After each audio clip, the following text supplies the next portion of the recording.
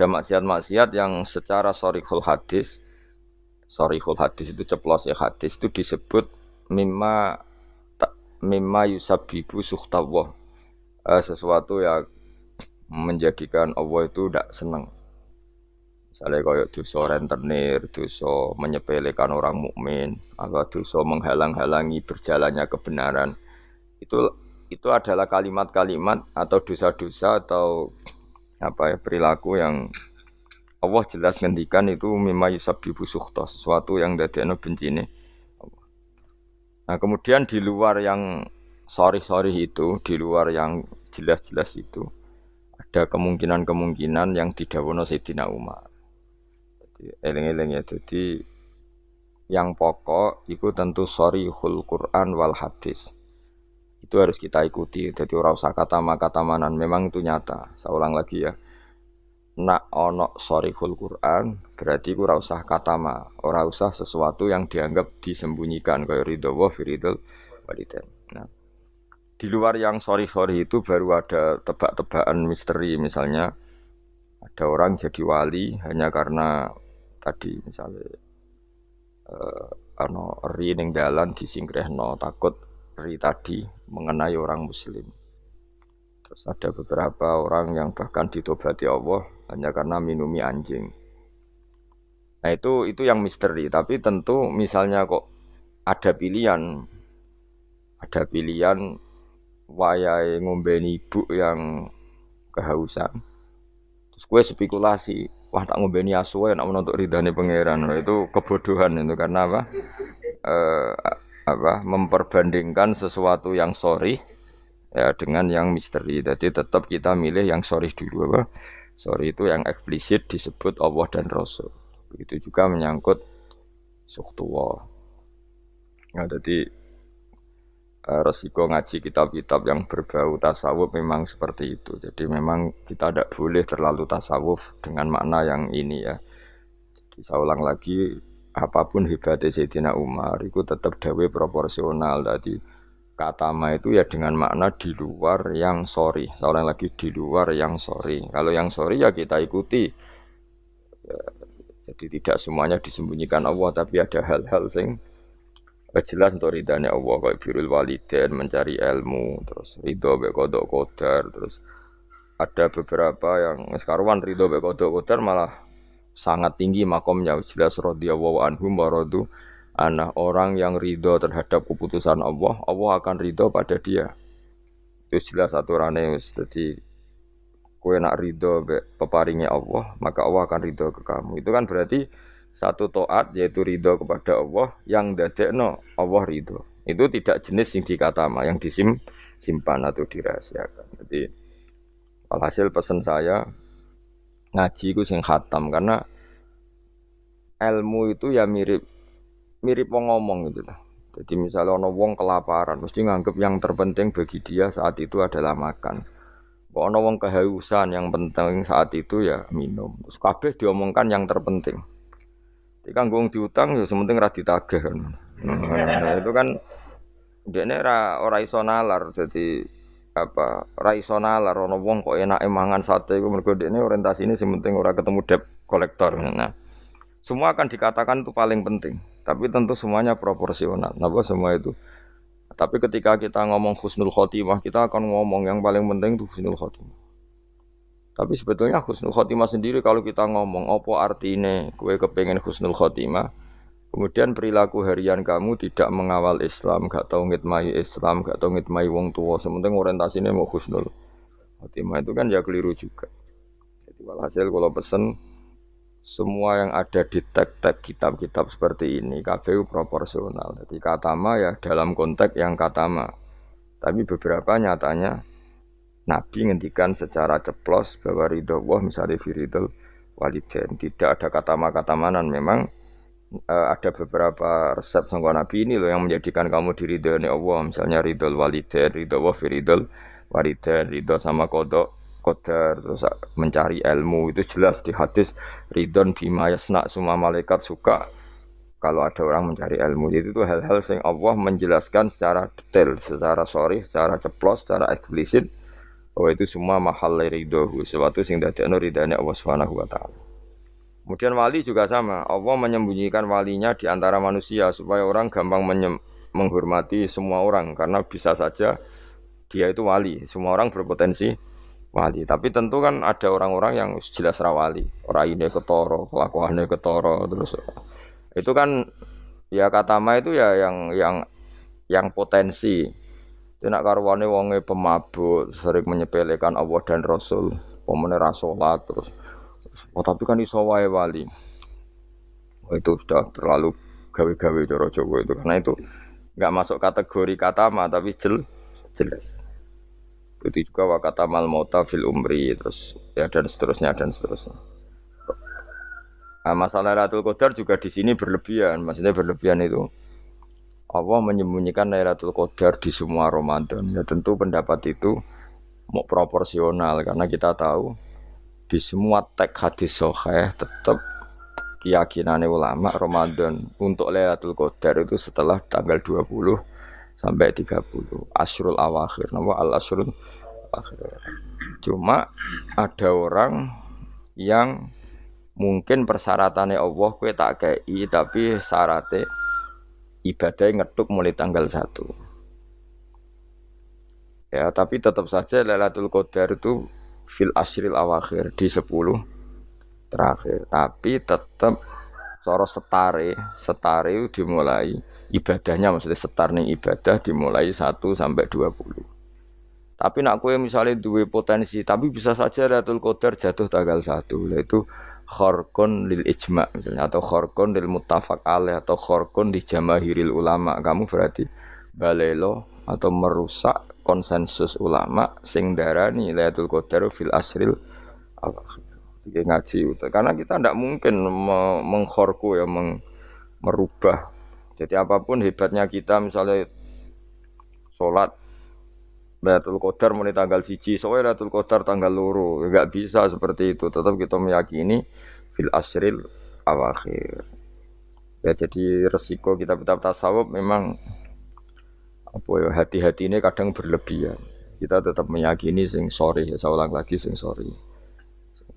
Sing sore, sing ceplos misalnya Kanjeng Nabi ngendikan Lailatul Qadar itu fil asril akhir, fil asril awakhir. Imam Syafi'i memilih sing autaruhu sing ganjil. Terus ada ulama yang memang milih 27. Nah sudah kita ikuti saja seperti itu. Meskipun tentu tadi karena Lailatul Qadar sifatnya pemberian ya yang mungkin Allah juga punya kualifikasi misalnya sing tenanan mulai tanggal 1 dikai sing mapak langsung tanggal 27 dianggap wong nakalan. Maksudnya kan iso wae memang aturannya seperti itu apa. Ketika mana sing ibadah mulai tanggal 1 barat orang masak itu ya nyediakno kayu bakar berproses nanti mangan. Karena sing ora proses itu sono mangan terus teko-teko njuk melok mangan. Nah, kira-kira ya pantese piye ngono ya itu. Jadi saya mohon sekali semua teks hadis itu proporsional karena hadis tidak hanya ini. Misalnya Allah itu menyembunyikan ridhonya. Jadi orang tidak akan tahu Allah ridhonya di mana. Yaitu ya keliru kalau kaidah itu umum karena ada beberapa hal yang disebut Nabi jelas ridho Allah misalnya firdal walidain itu jelas disebut ya kita harus ikut bahwa luar biasa proses ridho apa walidain apa menjadikan orang tua kita ridho. Wal maqalatul khamisatu tema maqalah sing kelima ngene qala dawa sapa Utsman radhiyallahu anhu. Innal mu'mina satune wong mukmin yang bagi sayukjo apa ayakuna ento ana sapa mukmin iku masyan lumaku fi sitati anwa'in ing dalem 6 pira-pira werna minal khaufi sanging rasa wedine Allah. Ahadua di salah sijine sitah sing harus ditakuti iku ayya khaufa. Ento wedi sapa mukmin mingki balillah sanging sisine Allah.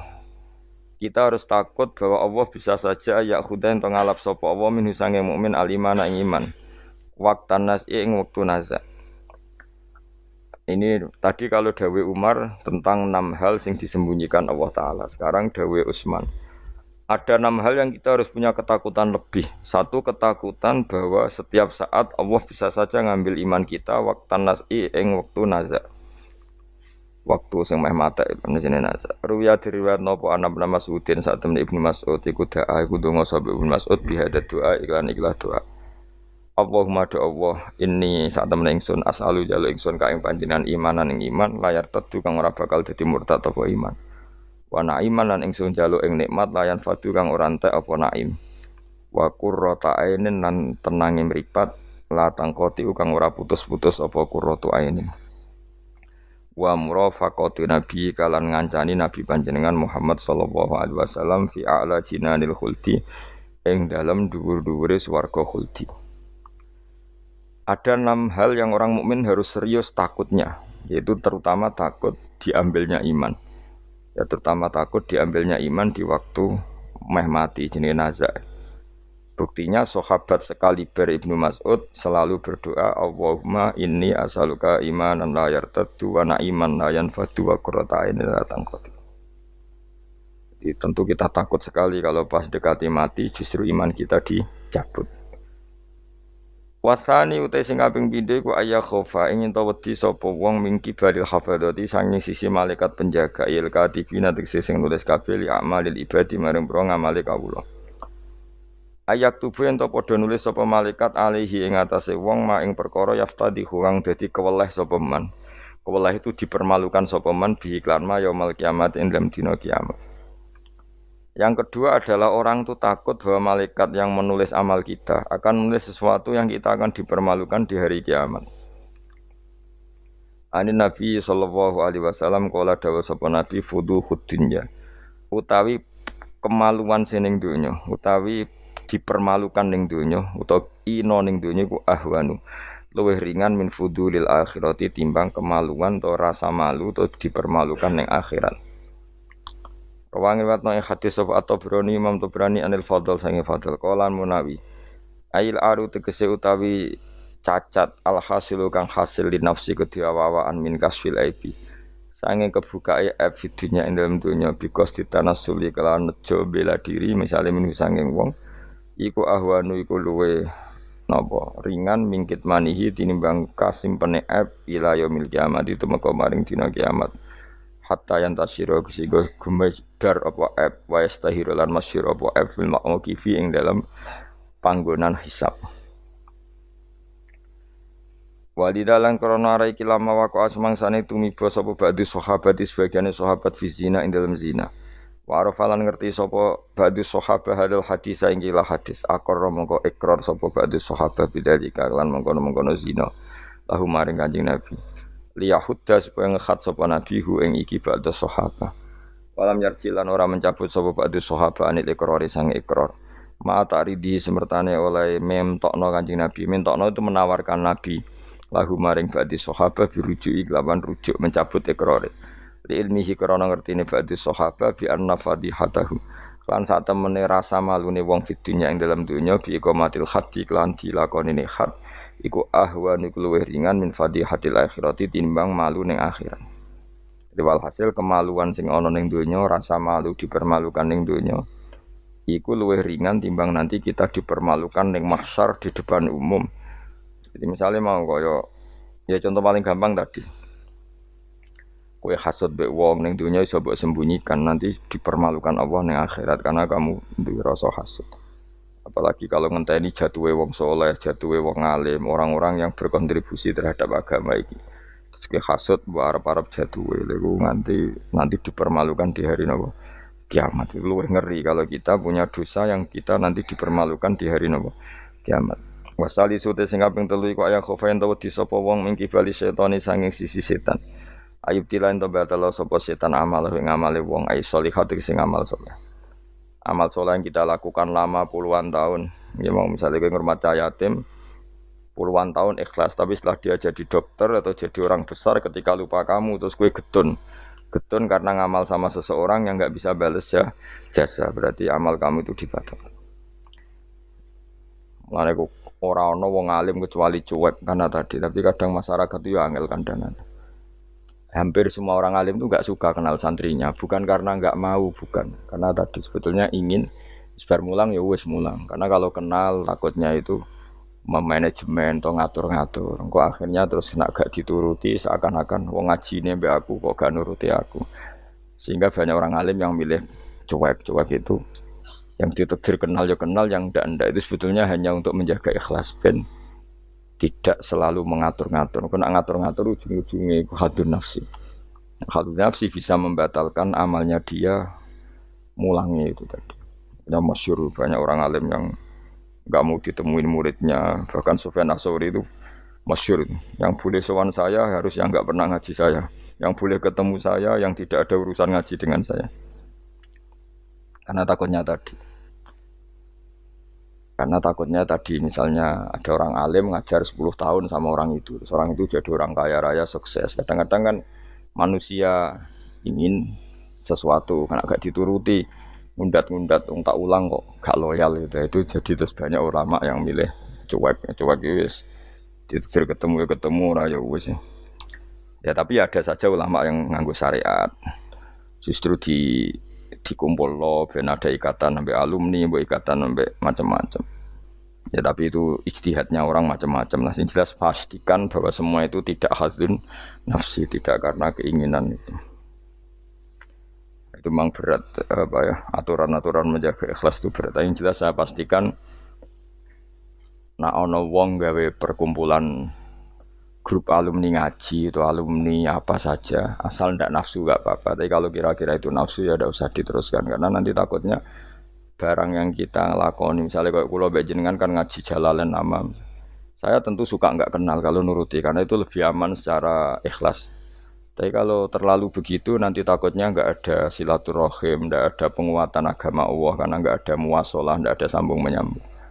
Itu kan setan itu kan di sisi muasalah ya kamu diganggu karena nanti bisa memanajemen kalau tidak tersinggung itu juga setan. Tapi kalau terlalu tertutup memutuskan diri mungkin selamat ikhlas karena tidak apa ya tidak berharap dari mereka. Tapi resikonya ada beberapa santri kita yang nggak pede ngiyai karena nggak sambung dengan kiainya atau nggak pede ngiyai karena nggak kenal kiai indukannya karena takut hukum raiso dan ilmu pas-pasan. Itu kan repot dan itu harus dikelola secara ikhlas. Saya punya sekian santri yang di Papua di mana-mana. Kalau nggak sambung saya nggak berani. Takutnya kalau ada pertanyaan hukum dia tidak bisa jawab. Ada orang-orang yang sebaiknya kita tidak sambung karena tipikalnya memang nggak suka sambung. Mungkin dia wataknya pemalu atau wataknya tertutup. Kita kan tidak pernah tahu-tahu watak. Ya kalau maslahatnya putus ya putus, tapi jangan putus hubungan hati. Tapi dia tipikalnya orang yang nggak suka kumpul. Cara Jawa itu isinan. Kan orang itu kan macam-macam. Yang penting semuanya jangan karena hafsun nafsi.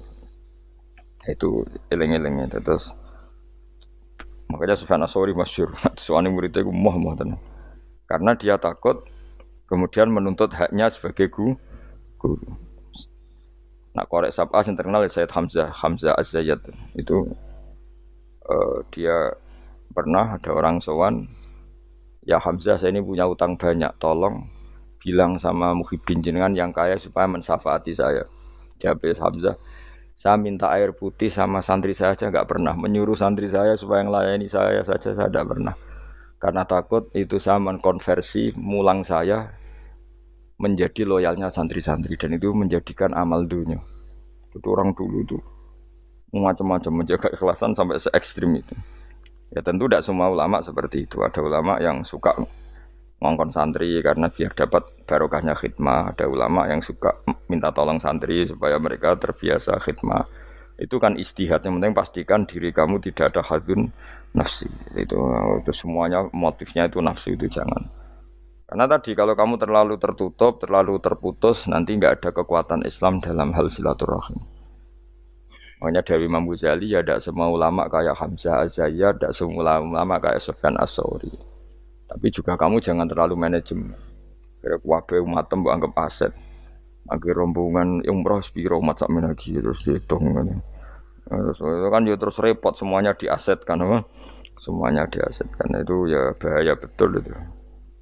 Bukan bahaya pada dirinya dia tapi juga bahaya bagi kelangsungan agama karena semuanya jadi materi, jadi aset, jadi itu.